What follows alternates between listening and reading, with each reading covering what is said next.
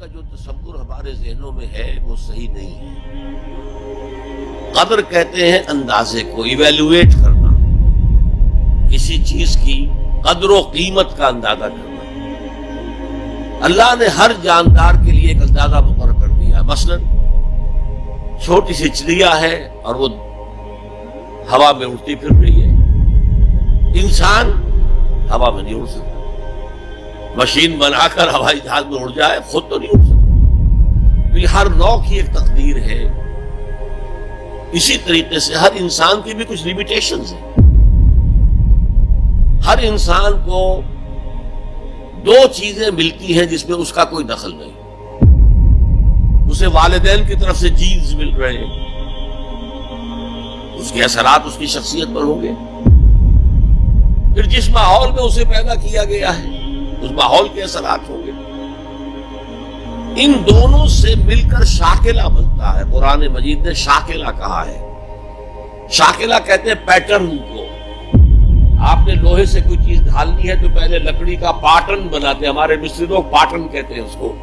اسے آپ پیٹرن سمجھیے تاکہ اس میں آپ نے لوہا پگھلا کر ڈالا تو اسی کے مطابق ڈل گیا۔ تو ہر انسان کا ایک پیٹرن ہے جو اس کے جینز سے اور اس کے انوائرمنٹ سے بنا ہے، اور ہر انسان کا محاسبہ اسی اعتبار سے ہو۔ اگر کسی کے شاکلہ میں 100% نیکی کا اللہ تعالی نے صلاحیت رکھی تھی اور اس نے 40% کیے، وہ مارا گیا۔ جس کے اندر رکھی 50% دی، اس نے 40% کر لیا، کامیاب ہو جائے گا۔ لا یکلف اللہ نفسا الا وسعها۔ Every individual will be judged according to what was given to him. لیکن تقدیر کا مطلب یہ نہیں ہے that we are bound to do something. No. There is no predestination. It's only pre-knowledge. اللہ نے مجھے اختیار دیا، چاہے یہ کرو چاہے وہ کرو، اما شاکرا و اما کفورا، فمن شاء فلیؤمن ومن شاء فلیکفر۔ جو چاہے ایمان لائے، جو چاہے کفر کا اختیار کر لے۔ لیکن اللہ کو معلوم ہے کہ تم کیا کرو گے۔ یہ پری نالج ہے اللہ کا، پری ڈیسٹینیشن نہیں۔ اللہ نے مجبور نہیں کیا۔ ہاں، وہ لمیٹیشن جو آپ کی شخصیت کے اندر ہے وہ اپنی جگہ ہے، لیکن نیکی اور بدی، خیر اور شر، حق و باطل کا چوائس آپ کو دیا ہے۔ اما شاکرا و اما کفورا، فمن شاء فلیؤمن ومن شاء فلیکفر۔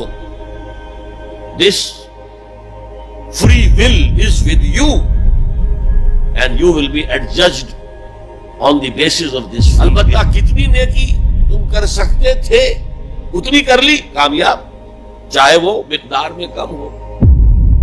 اب جب غزوہ تبوک کے موقع پر حضور نے مسلمانوں سے کہا یہ جیش العسرہ ہے، ساز و سامان چاہیے، اب لاؤ پیسے پیش کرو، حضرت ابوبکر نے اپنا سارا اثاثہ لا کر رکھ دیا۔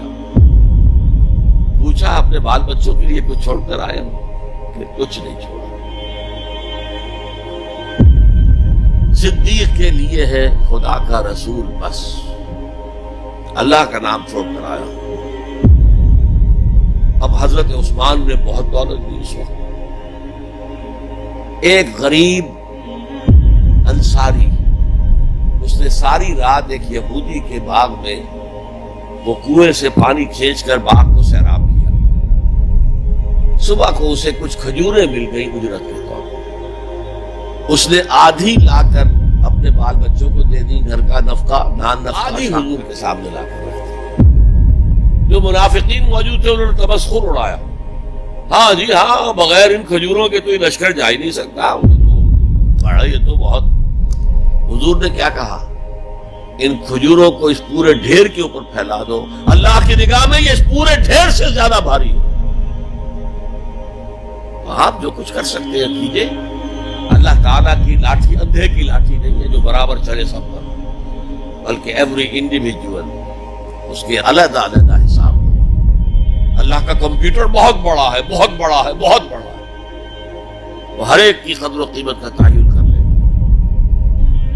اگلا سوال، آپ نے کہا تھا جس نے قرآن کو جھٹلایا وہ عنقریب خسارے میں ہے، تو قرآن اور حدیث کی کتابیں ہونے کے باوجود بھی ہمارے علماء مسجدوں میں، گھروں میں اور درسوں میں قرآن کی باتیں چھوڑ کر بزرگوں اور اماموں کی کتابیں کثرت سے ہمارے علماء یہ نہیں جانتے کہ قرآن ہی بخشش کا ذریعہ ہے اور قرآن میں ہی سب فضائل اور مسائل ہیں؟ پھر وہ ایسا کیوں کرتے ہیں؟ تسلی بخش جواب دیں۔ میرے پاس یہ اختیار تو نہیں ہے کہ آپ کی لازماً تسلی کرا دوں،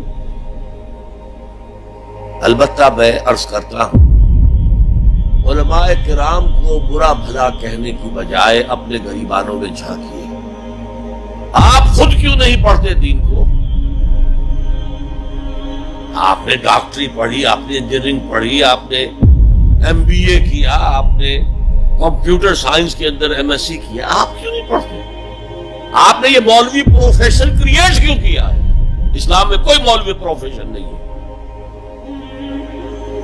اسلام میں نہ پاپائیت ہے نہ برہمنیت ہے۔ ہر مسلمان کو اس قابل ہونا چاہیے کہ نماز پڑھائے، ہر مسلمان کو اس قابل ہونا چاہیے اپنی بیٹی کا نکاح خود، مسلمان کو اس قابل ہونا چاہیے کہ اپنے باپ کا جنازہ خود پڑھائے۔ جو دعا اس کے دل کی گہرائی سے نکلے گی وہ کسی عالم دین کے دل سے نکل سکتی ہے۔